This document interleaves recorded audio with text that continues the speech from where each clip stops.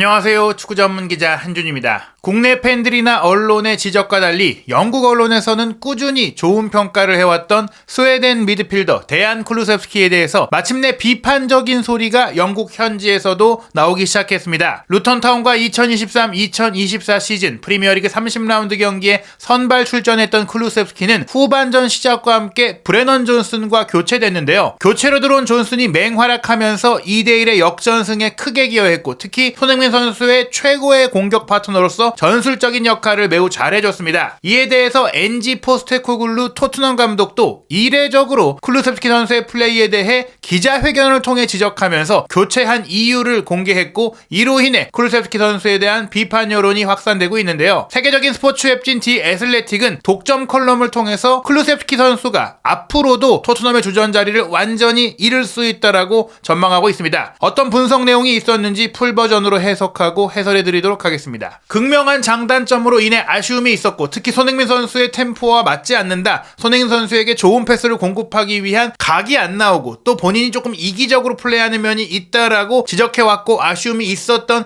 쿨루셉스키인데요. 그럼에도 불구하고 꾸준한 스탯 생산으로 인해 과대평가됐던 면이 있어요. 분명 쿨루셉스키 선수가 처음 왔을 때 좋은 기여를 했었고, 손흥민 선수의 프리미어리그 득점왕 수상에도 정말 큰 도움이 됐던 것은 맞지만, 그 이후에는 본인 위주의 플레이라든지 상대의 수비가 이제 패턴을 읽어내는 부분으로 인해서 한계점들을 보였었거든요. 그러다가 제임스 매디슨이 부상으로 빠진 기간 아예 공격형 미드필더로 배치됐을 때는 다시 쿨루셉스키 선수의 강점이 드러날 수 있었는데, 최근 제임스 매디슨이 부상에서 회복하면서 오른쪽 사이드로 돌아간 이후에는 플레이 스타일에 있어서의 단점적인 면들이 부각되면서 오히려 토트넘의 발목을 잡는 상황이 되고 있다라는 지적, 이 지적을 저희는 이미 해왔지만 영국 언론도 마침내 하고 있습니다. 디 애슬레틱에서 토트넘과 루턴타운의 경기 후 분석, 그리고 쿨루셉스키의 영향력 문제, 팀의 균형에 악영향을 미치는 문제에 대해서 정밀하게 분석한 컬럼을 디 애슬레틱의 토트넘 허스퍼 담당 기자, 토트넘의 전 경기를 현장 취재하고 있는 찰리 에클셰어 기자가 분석했는데요. 이 전체 내용 살펴보도록 하겠습니다. 존슨의 교체 투입 효과, 임팩트가 얼마나 대단했을까라는 소제목과 함께 이어지는데요. 존슨이 다시 한번 토트넘의 벤치에서 차이를 만든 선수였습니다. 지난 몇 달 동안 브레넌 존슨은 교체 선수로 투입되었을 때 브렌트포드, 브라이튼 앤 호브 알비온을 상대로 직접 본인이 득점을 기록하기도 했고, 크리스탈 팰리스를 상대로는 2개의 어시스트를 기록했고, 루턴타운과의 경기는 전반전에 0대1로 열세인 상황을 2대1 승리로 뒤집었던 2골에 모두 관여하며 토트넘의 승리를 이끌었습니다. 전반전에 데얀 쿨루셉스키가 까다롭고 어려운 경기를 펼친 가운데 브레넌 존슨이 하프타임에 벤치에서 나와서 6분 만에 이삭 카보레의 자책골을 유도한 낮은 크로스를 통해 동점골을 만들어냈는데요. 브레넌 존슨은 곧 이어 몇 차례 더 낮은 크로스를 통해 혼란을 야기했고, 가까운 거리, 문전 근거리에서 직접 득점에 성공할 뻔하는 등 끊임없이 위협적인 모습을 보였습니다. 하지만 86분 결국에는 티모 베르너의 크로스를 손흥민 선수에게 패스로 연결하며 결승골을 어시스트하며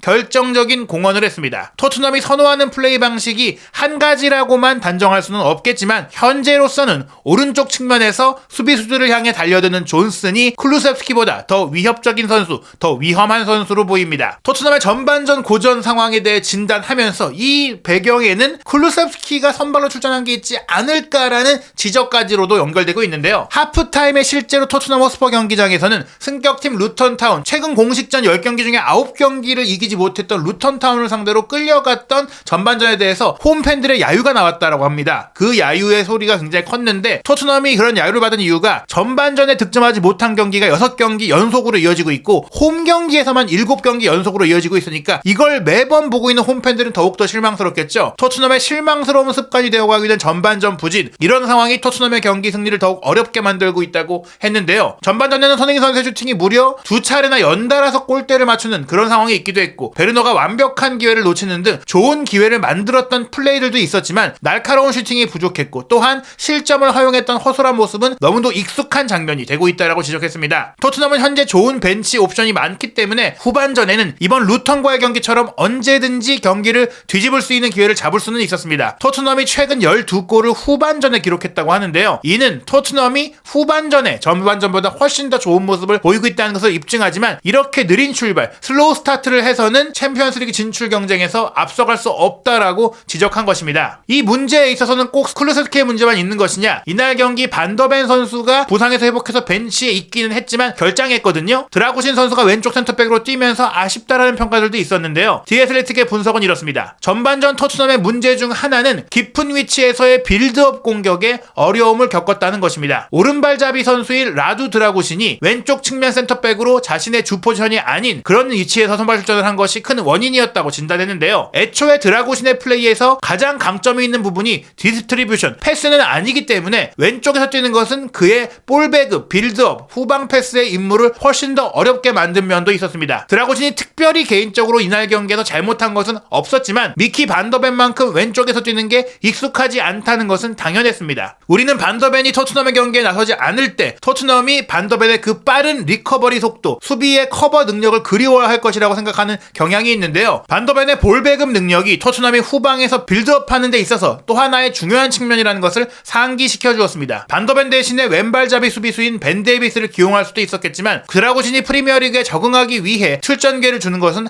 합리적이다라고 포스테코글루 감독도 판단을 했습니다. 이미 자신의 커리어에서 수비적으로는 여러 포지션을 커버해 왔던 드라구신이기도 한데요. 아직 어리고 젊은 수비수에게 이번 루턴 타운과의 경기가 유용한 연습이 되기를 바라고 있지만 반더벤이 화요일, 영국 시간으로 이제 화요일이죠. 한국 시간으로는 수요일 새벽에 있을 웨스트햄 유나이티드와의 경기를 앞두고 일단 벤치로 복귀한 것은 반더벤의 출전, 복귀를 간절히 바라는 토트넘 팬들에게는 고무적인 소식이 될 것입니다. 즉 클루셉스키의 부진도 있지만 후방에서 반더벤이 없었던 것도 토트넘이 루턴 타운을 상대로 고전했던 이유 중 하나라고 분석한 것인데요. 드라구신이 말씀드린 대로 나쁜 경기를 한 건 아니지만 반더벤에 비해 커버 속도뿐 아니라 공격 빌드업에서의 패스 코스가 오른발잡이다 보니까 제한되는 면들이 있었고 조금 느리게 진행이 되면서 상대의 밀집 수비가 빠르게 구축되는 데 있어서도 공략을 어렵게 하는 요소들이 있었습니다. 하지만 결국 정말 중요했던 것은 클루셉스키의 플레이였다라고 보고 있는데요. 디애슬레틱이 후속으로 내놓은 컬럼을 살펴보겠습니다. 메디슨이 돌아오면서 클루셉스키 선수가 게르과 같은 존재가 되면서 공격 균형이 흔들리고 있다는 얘기인데요. 이번 시즌 최고의 전성기를 구가하고 있는 토트넘을 떠올리면 가장 먼저 떠오르는 이미지는 두 명의 빠른 윙어가 낮은 크로스로 토트넘의 다른 공격수나 센터포워드가 마무리하며 득점하도록 플레이를 하는 것입니다. 지난 12월 그리고 올 1월에 이런 식으로 경기를 많이 보여줬는데요. 그 당시만 하더라도 잘 풀리는 것처럼 보였습니다. 엔지 포스테코글루 감독이 좋아하는 팀 공격 방식이기도 합니다. 하지만 지난 몇 달 동안 제임스 메디슨이 부상에서 돌아온 이후 데안 쿨루셉스키가 측면 공격수 중 한 자리를 차지하게 되면서 토트넘은 조금 다른 방식으로 경기를 펼치고 있습니다. 즉 공을 앞세워 공을 쥐고 라인을 오가면서 플레이하는 것을 좋아하는 창의적인 두 명의 선수가 동시에 뛰게 된 것입니다. 메디슨이 부상에서 복귀하고 메디슨과 쿨루셉스키가 모두 선발로 나선 현재 최근 6경기 연속 전반전에 득점이 없었던 상황인데요. 이로 인해 메디슨, 쿨루셉스키가 함께 뛸 때는 불안한 경기력과 느린 출발을 보이고 있습니다. 메디슨과 쿨루셉스키가 모두 출전할 때 토트넘의 공격이 제대로 이루어질 수 있을지에 대한 의문이 제기되고 있습니다. 지난 풀럼과의 경기에서도 쿨루셉스키는 풀럼의 측면 수비수인 안토니 로빈슨에게 잘 속박당하고 막히는 등 토트넘의 이전 경기와 같은 활약을 하지 못하고 있다는 증거가 있었습니다. 이번 토요일 루턴 타운과의 경기에서도 비슷한 상황이 벌어졌는데요. 쿨루셉스키는 루턴에게 선제골을 허용하고 나서 하프타임에 교체가 되기 전까지 루턴을 상대로 고전했습니다. 이 히트맵을 보시면 오른쪽 측면에서 뛰긴 했지만 중앙 지역으로도 많이 들어왔고 오른쪽 측면에서의 볼터치가 거의 없었다는 것을 알 수 있는데요. 쿨루셉스키를 대신해서 훨씬 더 빠르고 다이렉트한 직접적인 측면 공격수 브레넌 존슨이 하프타임에 투입됐고 교체로 들어온 지 6분 만에 득점을 만들어냈을 때 쿨루셉스키가 측면에서 뛸 때 얼마나 파괴력이 부족한지 부각이 되었습니다. 브레넌 존슨은 최근 브렌트포드, 브라이튼 앤 호브 알비온, 크리스탈 팰리스를 상대로 역전할 때 교체 선수로 투입됐고요. 이 모든 경기에서 최소한 한 골에 관여하며 팀에 큰 활력을 불어넣었습니다. 쿨루셉스키는 올 시즌 프리미어리그에서 다른 어떤 토트넘 선수보다 많은 56회의 기회를 창출했는데요. 루턴 타운과의 경기도 손흥민 선수가 전반전 연달아 골포스트를 때리는 불운한 상황으로 인해 골을 놓치지 않았다면 어시스트를 기록할 수 있었을 겁니다. 그 슈팅을 패스한 게 바로 쿨루셉스키였으니까요. 손흥민 선수가 그 골을 넣었다면 쿨루셉스키의 어시스트가 됐겠죠. 경기의 상태도 중요한 요소입니다. 경기를 시작할 때 그리고 지친 선수들을 상대로 후반전에 교체된 선수가 뛸 때의 차이는 분명히 존재합니다. 하지만 현재 토트넘은 기술이 좋은 쿠루세스키보다는 빠르고 직접적인 윙어 2명이 더 위험한 공격 작업을 할 수 있는 것으로 보입니다. 루턴 타운을 상대로 넣은 2골이 이것을 잘 보여줬습니다. 첫 번째 골은 브레넌 존슨이 반대편에 있던 윙어 티모 베르너를 향해 낮은 크로스를 날렸고 당황한 이사 카보레가 자책골을 넣었습니다. 두 번째 골은 베르너가 존슨에게 크로스를 올린 후 존슨이 손흥민 선수에게 연결하면서 뒤늦은 시간 결승골을 통해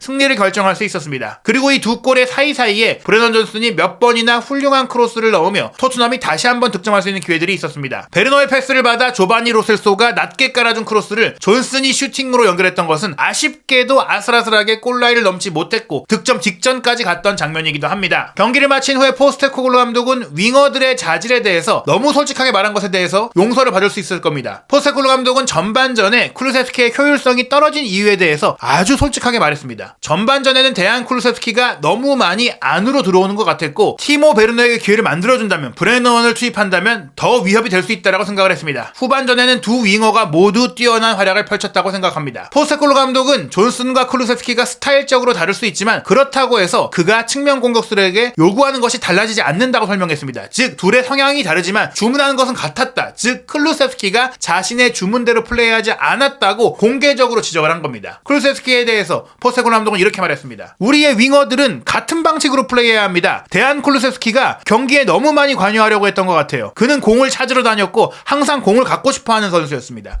즉 본인 위주로만 너무 플레이를 하려고 하다 보니까 팀 전체의 계획이 작동하지 않았다는 것이죠. 브레넌 존슨을 투입했던 포스테코글루 감독은 후반전에 다른 구조로 경기할 수 있었고 선수 개개인이 아니라 전체적인 구조가 중요하기 때문에 쿠루세스키를 뺀 것이라고 얘기했습니다. 그렇기 때문에 이를 통해 티모 베르너에게 두세 번의 좋은 기회가 생기는 것을 볼 수 있었다. 쿠루세스키 위주로 뛰니까 베르너도 죽고 손흥민 선수도 살아나지 못했는데 존슨이 들어와서 사이드 플레이에 집중해주니까 베르너와 손흥민이 살아나면서 골이 터졌다는 것이죠. 브레넌 존슨의 속도는 정말 좋은 퀄리티로 공을 전달할 수 있고 박스 안에 공을 투입할 수 있기 때문에 존슨이 출전하면 좋은 경기가 될 것이라고 생각했습니다. 바로 이것이 포스테코글루 감독의 노림수였고 그게 통했습니다. 포스테코글루 감독은 쿠루세스키가 티모 베르너와 브레넌 존슨처럼 혹은 손흥민 선수에 대해서도 측면에서 공격수로 뛸 때는 사이드에서 넓게 와이드하게 플레이하기를 원한다고 말해왔는데요. 이것은 사실은 쿠루세스키가 실제로는 본인이 좋아하는 플레이 방식이 아니기 때문에 앞으로 쿠루세스키가 어떻게 뛰게 될지 지켜봐는 상황이 흥미로울 것 같습니다. 쿠루세스키 선수가 메디슨이 결장했을 때처럼 중앙에서 더 많이 활용될 수 있는지도 궁금한 요인인데요. 왜냐면 로셀소도 회복했기 때문이죠. 아마도 앞으로 쿠루세스키가 특정 경기에선 벤치에서 나오게 될 가능성이 클 것 같습니다. 현재로서는 존슨을 배제하기 어렵고 베르너까지도 루턴을 상대로 좋은 활약을 펼쳤고 토트넘의 스타일적으로 잘 맞고 있기 때문에 존슨과 베르너를 모두 함께 쓰면서 선발 경기를 구성하는 것이 가능성이 높아질 것 같다는 것이죠. 게다가 히샬리송까지도 완전한 컨디션으로 회복하게 된다면 손흥민 선수가 다시 왼쪽으로 들어갈 수 있고 그렇다면 두 개의 윙어 자리를 두고 경쟁하는 게 아니라 쿠루세스키가 존슨, 티모 베르너와 오른쪽 측면 자리를 두고 그 한 자리를 두고 경쟁하다 보니까 교체로도 못 나올 수도 있는 가능성이 있을 정도라는 것이죠. 다만 손흥민 선수가 히샬리송만큼 최전방에서 공을 홀드업하는 플레이에 대해서 능숙하지 않다고 찰리 에클시어 기자가 얘기했는데 아마 공중볼에 대한 부분도 있을 거예요. 그렇기 때문에 토트넘의 다른 측면 공격 옵션보다 공 소유권 유지에 능한 피지컬이 좋은 쿠루세스키가 그동안 출전해 왔었는데 이제는 포스테코글루 감독이 손흥민 선수를 최전방에 둘 때도 두 윙어가 높고 넓게 플레이할 때 더 잘 맞는다. 그 중요성을 인정하고 있다라고 분석한 겁니다. 포스테코글루 감독은 이것이 우리의 공격 전술의 일부일 뿐 전부는 아니라고 말했는데요. 그럼에도 트렌드나 일관성을 찾는다면 우리가 아직 제대로 이런 부분들을 파악하지 못했던 것 같다라고 하면서 지금 우리가 어떤 플랜이 가장 어울리는가, 쿠루세스키의 개인 플레이를 정말 재현해야 되는가, 이에 대해서 고민이 있었는데 이제 그 고민의 결과가 나왔다는 겁니다. 루턴타운과의 경기에서 만들어낸 골들이 우리의 성장의 싹을 본 것이라고 하면서 많은 크로스, 활발한 크로스를 통해 많은 기회를 만들었다. 더 많은 골이 나올 수도 있었던 경기였다. 그게 후반전의 흐름이었다고 보면서 쿠루세스키가 앞으로 출전 시간이 줄어들 가능성을 예고했습니다. DS 레이팅은 쿠루세스키가 올 시즌까지 현재까지 토트넘에서 리그 경기 한 경기를 빼고는 모두 선발 출전했다고 얘기하며 토트넘의 필드 플레이어 중에서 공동으로 두 번째로 많은 선발 출전 시간을 기록하고 있다고 했는데요. 하지만 현재로서는 앞으로 이어질 주전 경쟁에서는 몇몇 동료들이 그를 앞지르고 있는 것처럼 느껴진다. 즉 존슨, 손흥민, 히샬리송, 그리고 베르너까지도 클루세스키보다 먼저 선발 기회를 얻게 될 것이다. 메디슨은 당연한 것이고요. 결국에는 앞으로 클루세스키가 선발로 나오긴 어렵다고 내다본 것입니다. 바로 확인할 수 있는 경기가 있습니다. 4월 3일 수요일 새벽 4시 15분 웨스트햄 유나이티드와 프리미어리그 31라운드 원정 경기고요. 4월에는 노팅엄과 홈 경기, 뉴캐슬과 원정 경기, 아스널과 북런던 더비, 그리고 첼시와의 연기된 경기 일정 배정까지 아마도 5경기가량을 치를 수 있는 상황이 되고, 5월달에도 연기된 맨시티전을 포함해 리버풀전, 번리전, 셰필드전이 이어지고 시즌 끝나자마자 호주로 이동해서 뉴캐슬과 친선 경기도 치를 예정이거든요. 과연 포스테코글루 감독이 토트넘의 최고의 공격 조합을 어떻게 구성하게 될지, 쿠루세스키는 자신의 단점을 개선할 수 있을지, 한준TV와 함께 손흥민 선수의 역대급 시즌 토트넘의 모든 이야기 확인하시기 바랍니다.